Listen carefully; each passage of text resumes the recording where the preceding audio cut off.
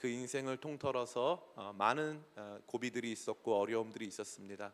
그리고 그가 살아왔던 모든 시간들은 어찌 보면 참 믿음의 귀한 모범적 삶이라고 감히 말씀드릴 수 있습니다. 그러한 시간들을 통과하고 나서 그가 주님께 올려드린 마지막 고백은 나의 힘이신 여호와여 내가 주님을 사랑합니다라는 고백입니다. 이 시편 18편은 생각보다 긴 시편입니다. 이 뒤에 보면은 주님을 의지해서 내가 성벽을 넘고 주님을 의지해서 원수와 맞서 싸웠습니다 등과 같은 지나왔던 시간들을 추억하며 주님 앞에 올려드리는 이러한 시편이죠. 가만히 보면은 이 시편은 이 사랑합니다라는 단어가 어울리지 않습니다. 나의 힘이신 여호와여 내가 주님을 의지합니다. 나의 힘이신 여호와여 내가 주님을 믿습니다 하면 어울리는데, 나의 힘이신 여호와여 내가 주님을 사랑합니다라는 고백으로 어찌 보면은 이 우리 안에 있는 이 심리적 논리에 맞지 않는 것 같아요. 힘이시면 의지하고, 힘이시면 이용하고, 힘이시면 우리가 의존하고 믿으면 되는데 힘이신 주님을 사랑하게 됐다는 거예요. 이게 다윗의 평생의 고백입니다. 하나님과 함께하면서 다윗은 하나님을 사랑하게 된 것이죠. 제가 누누이 말씀드리지만 구약성경 전체에서 하나님을 개인적으로 사랑한다 고백한 사람은 다윗밖에 없습니다. 다윗이 유일하게 하나님을 내가 개인적으로 사랑합니다, 하나님 내가 사랑합니다 라고 고백한 사람이죠. 그의 삶은 하나님께서 귀히 여기셨고 내가 이새의 아들 다윗을 만나니 내 마음에 합하도다 말씀하셨습니다. 다윗이 그렇다고 죄가 없었을까요? 죄가 많았죠. 또 특별히 연약함이 컸습니다. 그리고 삶 속에서 실수도 많았고 하나님 곁을 떠나서 블레셋의 장군이 되기도 하였습니다. 그러나 하나님께서 그를 기뻐하신 유일하신 이유는 그가 하나님을 끝까지 찬양하고 그의 입술로 하나님을 사랑한다 고백하는 사람이었기 때문인 줄 믿습니다. 이러한 고백이 그와 같이 중요하다는 것이죠. 우리는 계속해서 첫사랑 회복 작전에 대해 생각해 보고 있어요. 실천적으로, 실제적으로 어떻게 하면 우리가 하나님 앞에서 우리의 첫사랑을 회복하고 주님과 뜨거운 관계 안으로 다시 들어갈 수 있을까에 대해서 고민하면서 우리가 오늘 나누기를 원하는 것은 따라해 볼까요?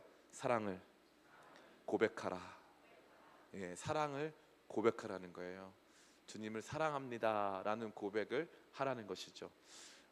우리 한국 사회는 굉장히 과묵한 어떤 그러한 문화가 있어요. 그래서 남편이 아내에게 또 아내가 남편에게 사랑한다고 하는 이야기를 잘 하지 않습니다. 낯설어하고 민망해하죠. 또 부모님에게도 사랑한다는 표현을 많이 하지 못해요. 인생이 짧은데 우리는 그런 고백을 하는 것을 뭔가 민망해하고 또 이렇게 낯설어하는 것이죠.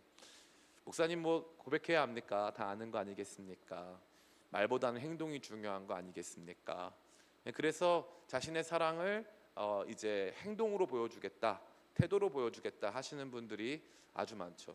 그러나 적어도 성경적 관점에 있어서는 행동보다 말이 중요합니다. 말이 먼저예요. 신기하죠? 말을 하면 이루어져요. 이게 성경적인 관점이에요. 말하면 이루어집니다. 하나님께서 빛이 있으라 하시니까 빛이 있는 거예요. 말이 먼저고 그 다음에 성취가 다음이에요. 말을 하지 않으면 이루어지지 않습니다. 참 신기하지 않습니까? 하나님의 말씀, 하나님 들을 사람도 아직 존재하지 않는데 하나님께서 어찌 보면 아직 창조되지 않은 이 세상 가운데 하나님의 말씀을 먼저 주신 거예요. 말이 먼저입니다. 말을 하면 이루어지는 거예요. 말에는 권세가 있습니다.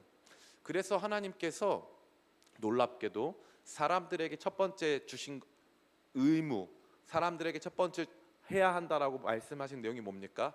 말을 하는 거예요. 무슨 말을 합니까? 이름을 붙입니다. 이름을 붙여요. 나무를 보고 이름을 붙여요. 너는 뭐 은행나무, 소나무, 너는 강아지, 너는 야옹이, 이러면서 이름을 붙이는 거예요. 이름을. 신기하지 않습니까? 말을 하는 거죠. 말을 해요. 아직 하와가 있지 않았을 때부터 아담은 혼자 말을 해야 했어요. 말이 단순히 의사소통 수단 그 이상의 무언가라는 걸 보여주는 거죠. 너무 흥미로운 것이 아닐 수 없습니다. 들을 수 있는 사람이 없는데 말을 해요. 그리고 아직 하와가 없는데 나무에다 대고 말을 합니다. 참 신기해요. 우리는 동물들한테도 말을 많이 걸지 않습니까? 말을 많이 해요, 동물들한테도. 네. 저 용인 에버랜드 가면 푸바오라고 팬더가 있는데 다들 뭐 팬클럽 결성하고 난리도 아닙니다. 걔가 뭘 알아듣겠어요? 근데 다 말을 해요. 그 표현하기를 좋아한다는 거죠. 말에는 권세가 있습니다. 이것이 성경이 아주 지속적으로 이야기해 주는 거예요. 그래서 복이 있는 사람은 여호와의 말씀을 주야로 묵상하는 자로다. 그 묵상은 히브리어로 하가라고 하는데 낮은 소리로 계속 되뇌이는 것을 의미해요. 계속 말을 하는 거예요. 하나님 말씀을 계속 자기 입에 넣어서 또 말을 하는 거죠. 그러니까 말이라고 하는 행동은 우리가 다른 방식으로 할 수 있는, 우리가 발로 걸어가고 손으로 행할 수 있는 모든 행동보다 우선하고 중요합니다. 이것이 다른 행동을 이끌어갈 수 있는 굉장히 중요한 요소가 된다는 거죠. 이러한 말의 우선성, 말의 중요성은 하나님께서 지속적으로 보여주고 계셨습니다. 아직 아브라함의 자녀가 없을 때 하나님께서 말씀하세요. 아브라함, 내가 너를 많은 민족의 복이 되게 하겠다. 열방의 복이 되게 하겠다. 말씀하시죠. 그리고 이루시는 거예요. 신기하죠? 아브람인데 아브라함으로 바꾸시고, 네가 요한의 아들 시몬이니 장차 게바라 하리라. 먼저 이름을 바꾸시고 선포하는 거예요. 말이 먼저입니다. 말이 먼저예요. 이게 참 재밌고 신기한 부분이 아닐 수 없습니다.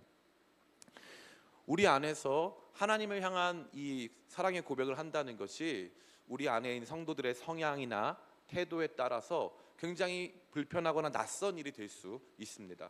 제가 만약에 지금 하지 않을 텐데 제가 만약에 여러분 하나님 사랑합니다 10번 외쳐보세요 그러면은 마음에 불편하신 분들이 계실 거예요. 제가 그걸 잘하냐면 제가 그랬어요. 왜 저런 거를 다 같이 하지? 그냥 혼자 하면 되는 걸 왜 되뇌이라고 하지? 하나님 사랑합니다, 하나님 사랑합니다, 하나님 사랑합니다 연습하라고 왜 하지? 전 그랬어요. 실제로 그런 것들을 굉장히 부담스러워하고 힘들어했다는 거죠. 근데 참 재미있는 장면 하나가 제게 굉장히 크게 다가왔습니다. 그건 바로 예수님께서 베드로를 찾아가시는 장면이었어요. 베드로는 요한복음에 따르면 언제 자기가 물고기 잡던 갈릴리로 내려갔냐 하면 부활하신 예수님을 만나고 나서 내려가요. 신기하지 않습니까? 예수님이 부활하신 것을 보고 베드로는 나는 물고기 잡으러 간다 하고 내려가는 거예요. 왜 그랬을까요? 베드로는 예수님이 부활하실 거라고 온전히 믿지 못했고 그래서 예수님을 부인했어요. 근데 예수님 말씀처럼 실제로 부활하셨어요. 그것이 굉장히 감격적이었지만 부활하신 예수님 앞에서 자기 자신은 그분 앞에서 살아갈 수 없는 존재라고 하는 자괴감이 들기 시작한 거예요. 그래서 자신이 갈릴리로 물고기 잡으러 내려갔습니다. 원래 있던 자리죠. 주님을 사랑해서 따라갔던 자리에서부터 떠나서 다시 신앙의 원점으로 돌아온 것입니다. 그때 예수님이 굳이 찾아가시죠. 찾아가셔서 사람들 많은데 베드로만 있을 때 말씀하신 게 아니에요. 사람들 많은데 물어보세요. 요한의 아들 시몬아, 네가 나를 사랑하느냐? 아니 이렇게 돌직구이신 주님 너무 부담스러워요. 너 나 사랑하냐? 단둘이 있을 때 물어보면 할 수 있는데 사람들 많은데. 그리고 예수님께서 거기다 전제 조건을 하나 붙이세요. 이 사람들보다 날 더 사랑하냐? 야, 이거 진짜 기가 막히죠. 옆에 사람들이 다 있어요. 베드로가 이렇게 말했거든요. 이 사람들은 다 주를 떠날지언정 저는 떠나지 않겠습니다. 베드로 자기 자신의 고백은요, 어찌 보면 정말 부끄러운 고백이에요. 가만히 생각해 보면. 근데 예수님께서 정말 콕 집어서 이 사람들보다, 너 그렇게 말했잖아. 이 사람들보다 나 더 사랑하냐? 이렇게 말했잖아. 그게 기가 막히죠. 마치 예수님께서 베드로를 놀리기라도 하실 것처럼, 베드로의 지난 날들의 고백을 더 부끄럽게 하시는 것처럼, 베드로를 마치 이 우회적으로 책망하시는 것처럼 베드로에게 물어보시는 거예요. 너 나 사랑하냐? 얼른 유치하지 않습니까? 내가 너한테 사명 줄 건데 확인하고 싶다 이런 것도 없어요. 그냥 오셔서 이 사람들보다 나 더 사랑하냐? 그리고 이걸 몇 번 물어보셨습니까?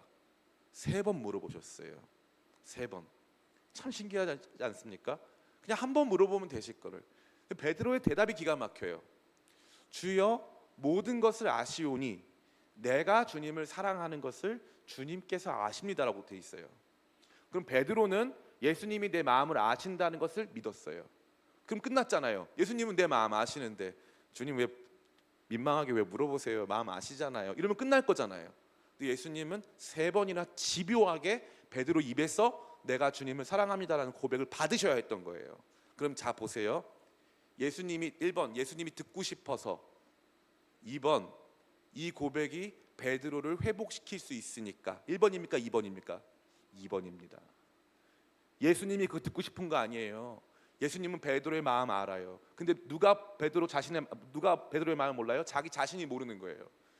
자기 자신이 나 같은 사람은 주님을 사랑할 수 있는 자격이 없어. 나는 예수님의 부활을 믿지 못하고 예수님을 부인하고 예수님 배반한 사람이야. 나는 예수님 부활하신 예수님과 함께 이제 더 이상 갈 수는 없어. 예수님 부활하신 건 기쁜 일이지만 나랑은 상관없어. 나는 다시 삶의 원점으로 내려간다. 나 같은 게 무슨 사도냐? 나 같은 게 무슨 주의 일이냐? 나 같은 게 무슨 하나님 나라냐? 라는 이러한 태도가 베드로 안에 있었다는 거죠. 근데 베드로가 확인된 지점이 어디냐 하면 네가 나 사랑하냐 했을 때 내가 주님을 사랑합니다라고 하는 용기를 내야 하는 고백, 창피함을 무릅써야 하는 고백, 다른 사람들 앞에서 공개적으로 해야 되는 그 고백 속에서 베드로가 살아나는 거예요. 참 신기하지 않습니까? 우리 안에 주님께서 이걸 아시는 거예요. 베드로도 자기 자신도 장담할 수가 없어요. 내가 주님을 사랑하는지 안 하는지. 그런데 주님께서 3번 물어보시면서 근심하는데 내가 가만히 보니까 최소한 사람들 앞에 다 증명할 길도 없고 주님을 향한 사랑을 다 보여줄 수도 없지만 내가 할 수 있는 거라고는, 주님 제가 그때 실수했지만 제 마음만큼은 진짜였어요. 제 마음만큼은 주님을 사랑합니다. 반쪽짜리지만 행위가 따라오지 않았지만 끝까지 참아내지 못했지만 내 정말 주님 사랑하는 것만큼은 사실입니다 라는 그 고백을 드렸을 때 베드로가 일어섭니다. 주님은 베드로 살리시려고 베드로 입에서 그 고백을 받으셔야 했던 거예요. 이게 참 재미있는 겁니다. 많은 사람들은 생각해요. 목사님, 제가 하나님 사랑한다고 하면 충분히 뭔가 제 안에서 납득되고 증명하고 내가 진짜 그 뜨거운 마음이 있을 때 하는 거 아닐까요? 아닙니다. 아니에요. 일단 사랑한다고 고백하는 거예요. 사랑한다고 고백하면 사랑이 이루어져요. 참 신기하죠. 그래서 주님께서는 저와 여러분에게 뭘 명령하셨습니까? 찬양을 명령하셨어요. 찬양은 주님을 사랑한다는 고백의 확장판이고, 주님을 사랑한다는 고백을 굉장히 다양한 각도에서 할 수 있도록 주께서 주신 방편입니다. 인간이 왜 이 땅 가운데 존재합니까? 이 백성은 나의 찬양을 부르게, 나의 찬송을 부르게 하려 함이라 주님께서 말씀하셨어요. 주님께서 원하시는 관계는 우리 사람들이 하나님을 찬양하고 높이고 하나님께 감사하고 그분의 아름다움을 묵상하고 그분에 대해서 이야기하고 노래하는 걸 주님께서 원하셨다는 거예요. 그래서 우리에게 찬양을 주신 겁니다. 이 참 재밌는 게 아닐 수 없어요. 많은 사람들이 생각합니다. 하나님이 참 이상하신 분 같다. 왜 이렇게 뭔가 꼭 칭찬을 받으셔야 되는가? 만약에 제가 여러분들에게 맨날 담임 목사를 늘 여러분 칭찬해 주세요. 뭐 설교자들이 나올 때 꼭 칭찬해 주세요. 그러면은 좀 민망하잖아요. 그게 왜 우리 목사님은 저러셔? 왜 이렇게 찬양을 받으시려고만 하고 막 왜 저러실까? 우리 생각에는 이제 뭔가 더 어른이 되고 더 지도적인 위치에 있고 더 존귀한 사람들은 그런 거 없어도 더 겸손하게 낮아져서 누가 알아주지 않아도 사랑을 베풀고 누가 보상하지 않아도 뭔가 대단한 일들을 하고 있는 거라고 생각합니다. 근데 하나님은 아니에요. 하나님은 꼭 우리의 찬양을 받으시겠다는 거예요. 자, 그러면 이게 하나님 때문이에요? 우리 때문이에요? 우리 때문인 거예요. 왜요? 우리가 그분을 찬양하는 목적 속에서 지어졌기 때문에. 그러면 그 목적이 성취되면 우리가 온전히 기뻐할 수 있는 거예요? 하나님만 기쁜 거예요? 우리가 온전히 기뻐할 수 있는 거예요. 참 재밌는 거예요. 우리가 온전히 기뻐할 수 있는 거예요. 우리가 온전히 기뻐할 수 있는 거예요. 저는 이 보호 종료 친구들을 몇 명 알고 있어요. 이 보호 종료 보육원에서 나와서 이제 갈 데가 없어서 자기들끼리 이제 그룹홈을 만들고 살아갑니다. 이 청년들 보면은 너무 마음이 아플 때가 있어요. 근데 이 청년들이 제일 힘들고 어려울 때가 언제인 줄 아세요? 자기에게 좋은 일이 생겼는데 말할 대상이 없다는 거예요. 엄마, 나 이번에 대학 합격했어. 나 이번에 회사 들어갔어. 나 이번에 상 받았어요. 저 이번에 결혼해요. 라고 말을 하고 싶은데 말할 대상이 없다는 거예요. 그러면요, 그 친구들이 1년에 한 번, 뭐 6개월에 한 번 저한테 전화를 걸어요. 목사님, 저 하나님 만났어요. 이번에 어떤 좋은 일이 있었어요. 저한테는 그렇게 자주 빈번하게 만날 관계가 아닌데 그 얘기를 할 사람이 없는 거예요. 할 사람이, 그 이야기를, 그 고백을 할 사람이 없는 거죠. 그래서 그 친구들이 제일 많이 하는 말이 뭔 줄 아세요? 사랑합니다라는 말을 많이 해요. 신기하죠? 자기를 조금만 인정해주고 그러면은 사랑해요란 말을 그 친구들이 많이 한다고요. 우리는 이 하나님과의 관계를 굉장히 건조하고 지적인 관계로만 만들어갈 때가 아주 많아요. 마치 우리 자신이 이 뇌만 둥둥 떠다니는 사람인 것처럼 생각하는 거죠. 하나님을 철저히 대상화하고 우리의 관찰 대상화하고 우리의 학문적 대상으로 삼아서 하나님을 연구하지만 정작 그 하나님께서 우리에게 원하시는 아름다운 관계의 중심에 하나님을 향한 고백이 있음을, 주님은 나를 사랑한다 말씀하시고 나도 주님을 사랑해요라고 하는 이 아름다운 사랑의 하모니가 하나님께서 우리를 창조하신 가장 중요한 이유이고 우리가 이 땅에 존재해서 할 수 있는 가장 크고 영광스러운 일임을 우리는 간과한다는 사실입니다. 너무너무 안타까운 것이죠. 뭐 마음 아픈 이야기지만 저희 큰 누나는 이제 22살, 3살 되던 해에 이제 하늘나라를 갔어요. 저희 어머니가 그것 때문에 많이 힘들어하셨어요. 지금도 그 시간들을 참 기억이 나는데 그런 이야기를 거의 할 수가 없었어요. 그래서 제가 언젠가 어머니랑 늦은 밤에 대화를 하는데 그러시는 거예요. 다 큰 딸을 시집 보내놓고 시집 가자마자 이렇게 하늘나라로 보내놓고 가슴에 묻고 오랫동안 힘들었다는 거죠. 그리고 나서 무슨 얘기를 하시냐니까 그런데 나는 모든 보상을 다 받았다는 거예요. 그럼 언제 그 보상을 다 받으셨어요? 물어봤더니 어렸을 때 우리 딸이 엄마 사랑해, 아빠 사랑해 이런 거 하면서 성장하고 나를 보고 웃어주고 반겨주고 나한테 달려와준 모든 시간들을 통해서 그 모든 보상을 다 받았다는 거예요. 참 너무 중요한 부분이 아닐 수 없는 거죠. 우리는 누군가와의 관계 안에서, 특별히 사랑하는 사람과의 관계 안에서 생산성을 논하고 효율성을 논하려고 할 때가 참 많이 있어요. 대단한 업적을 이루어내고 뭔가 엄청난 성과를 만들어내는 것이 이 사랑에 있어서 중요한 목적이다? 아닙니다. 사랑의 목적은 사랑한다 말하고 사랑한다는 말을 듣고 서로 노래 부르고 고맙다고 말하고 칭찬해주고 예쁘다고 말해주는 이 말에 있다는 거예요. 이 표현에 있는 거예요. 이게 제일 중요한 거예요. 하나님께 나아가서 우리가 할 수 있는 가장 크고 영광스러운 내 주님 사랑합니다 이거 한마디예요. 주님이 그거 원하시는 거예요. 그 말 하면 내가 산다고요. 내가 그 말 하면 내가 산다고요. 내가 주님 사랑합니다 이 한마디에 완전히 침체됐던 내 영혼이 살아난다는 거죠. 베드로는 그래서 어떤 삶을 보여줬습니까? 우리가 알고 있는 대로 쿼바디스 도미네, 네로 황제의 이 박해 속에서 베드로가 이제 피난을 갔어요. 로마 밖으로 피난을 갔습니다. 그때 환상 중에 주님께서 다시 로마 시내로 들어가시는 거예요. 그래서 쿼바디스 도미네, 주여 어디를 향하십니까? 그랬더니 나는 네가 버리고 온 십자가를 지러 다시 난 로마로 향한다. 그래서 그 환상 보고 베드로가 다시 로마로 들어가서 베드로가 십자가를 지는데 베드로의 십자가형이 정해진 날 베드로가 말하지 않습니까? 나는 우리 주님과 똑같은 십자가형을 질 수가 없어요. 저는 거꾸로 달리게 해달라고 그랬어요. 베드로는 거꾸로 십자가를 집니다. 주님을 사랑한다는 고백이 주님의 십자가 앞에서 주님을 부인해야 했던 베드로를 이제 예수님 지신 십자가를 거꾸로 질 수 있는 사람으로 바꾸는 거예요. 사랑의 고백이 이만큼 위대하고 중요한 것입니다.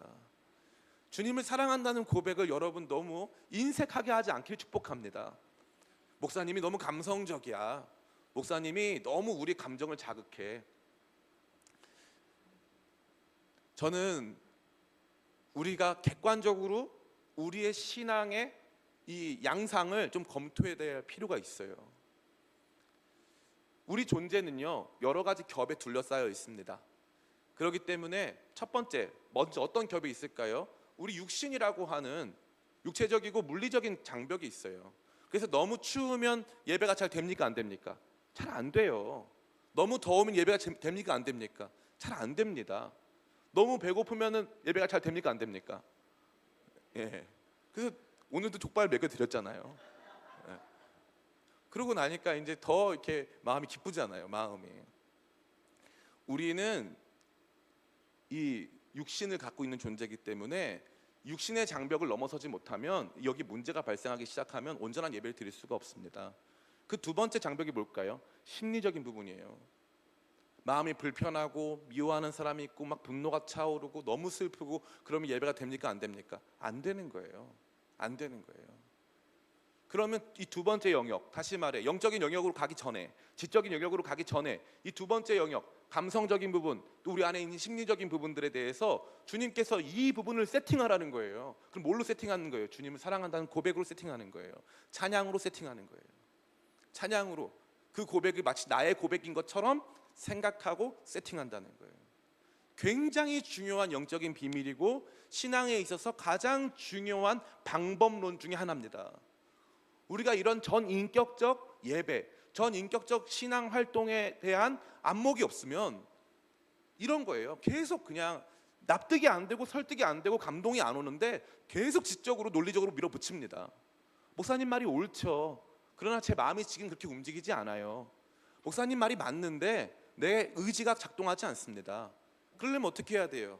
따뜻한 밥 먹이고 분위기가 좋게 하고 조명도 좀 온전하게 하고 하면서 서서히 이렇게 인도하면서 마음의 감성도 준비되고 그 지적인 부분까지 동의가 되면서 자연스럽게 의지로 나아갈 수 있는 것이죠.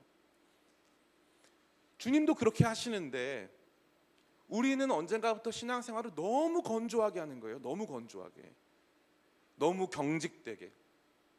제가 예전에 있던 교회에서 예배와 관련된 이제 발제 같은 걸 하나 했어요. 우리 예배가 이랬으면 좋겠다.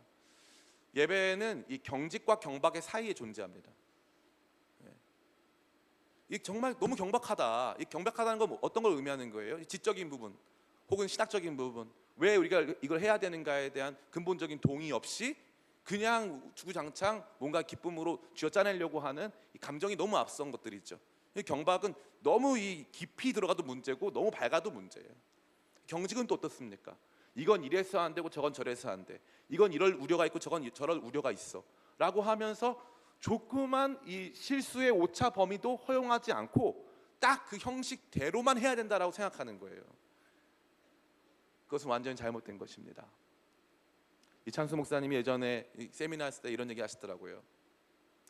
본인이 이제 사랑의 교회에 부임을 하셨는데 고등부에 부임을 했는데 본인 전임자가 있었을 때요. 근데 서울대 법대 나오신 목사님이었는데 너무 설교도 잘하시고 아주 너무 탁월한 분이셨대요. 근데 이 목사님이 이제 설교만 했다면 애들이 다 잔더라는 거예요. 다. 이 목사님이 설교만 했다면 전원 다 취침이래요. 전원 다 취침이래요.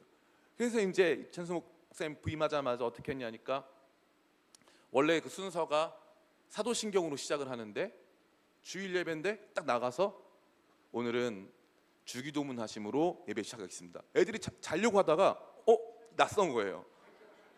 이러면 안 되는데 이게 사도신경으로 시작해야 되는데 사람은요 참 재밌게도 애들도 보수적이에요. 진짜예요. 애들이 더 보수적일 수 있어요. 청년들도 마찬가지고. 하던 패턴이라는 게 한번 자리 잡으면 애건 어른이건 상관없어요. 보수성을 띱니다. 근데 그걸 깨버리시는 거죠. 그래가지고 어떨 때는 이제 주기도문으로 시작했다가 또 갑자기 어떨 때는 대표기도로 막 시작해버리는 거예요. 이날 어떻게 예배 드릴지를 모르겠는 거죠. 애들이 막 긴장이 되는 거예요. 그래가지고 그 많은 아이들이 진짜 예배하는데 예배가 조금씩 살아나고 예배의 역동성이 회복됐다는 거죠. 그리고 나서 역동성이 회복되고 나서 다시 예배 형식을 제대로 고쳤다는 거예요. 우리가 뭔가를 만들어내려고 했을 때, 특별히 우리가 어떠한 이 영적인 회복과 부흥으로 나가려고 할 때 우리가 절대 간과해서는 안 되는 것이 이러한 찬양이라던가 예배에 있어서 정서적이고 심리적인 영역입니다. 이런 것들을 간과하다 보면요 교회가 팍팍해지고 뭔가 이 의무와 정말 차가운 냉랭한 기운이 가득한 곳으로 전락할 수밖에 없는 거예요. 이 예배를 왜 하는가? 하나님 사랑한다고 하는 거잖아요. 하나님 사랑한다고.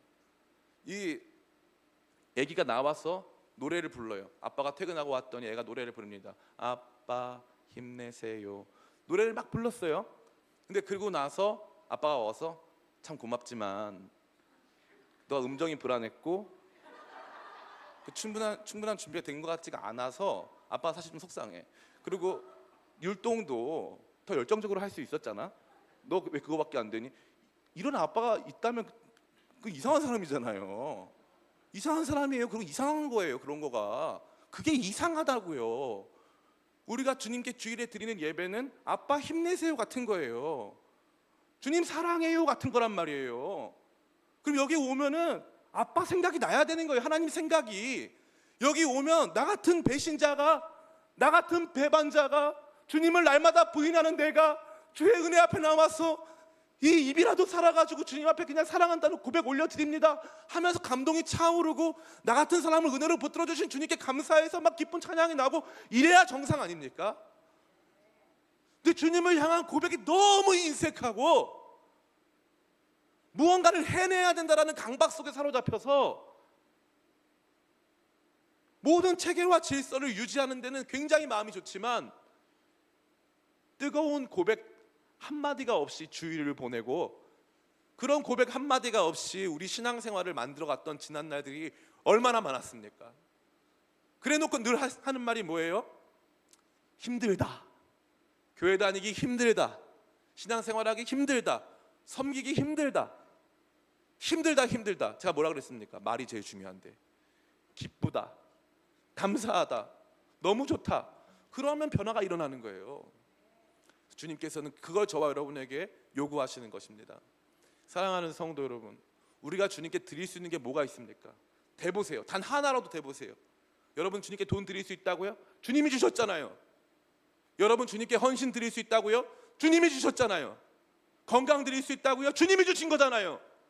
주님이 가져가시면 어차피 못 드릴 거 아닙니까? 우리 주님이 기대하는 단 한 가지가 뭔지 아세요? 사랑한다는 이 고백 하나예요. 우리가 드릴 수 있는 유일한 게 이거 하나라고요.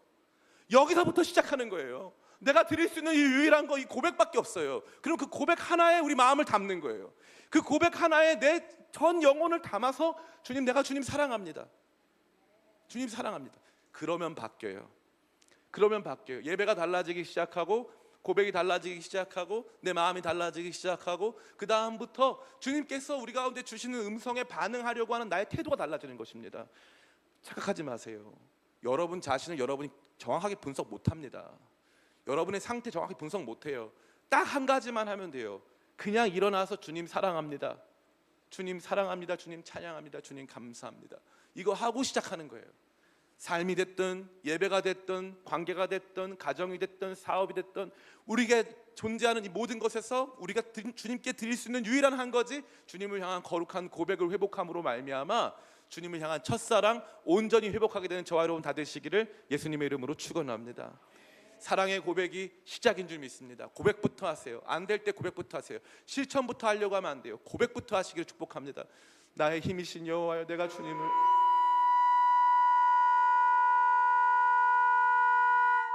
잘못했어요. 설교가 너무 길어가지고 제가 너무 오늘따라 흥분해가지고 설교가 너무 길어가지고 나의 힘이 되신 여호와여, 내가 주님을 사랑합니다. 이 고백으로 우리가 살아가게 되기를 간절히 원합니다. 아멘. 찬양하겠습니다. 효과가 좋네요. 그래도 설교를 바로 끝나게 우리 찬양할까요? 주를 향한 나의 사랑을.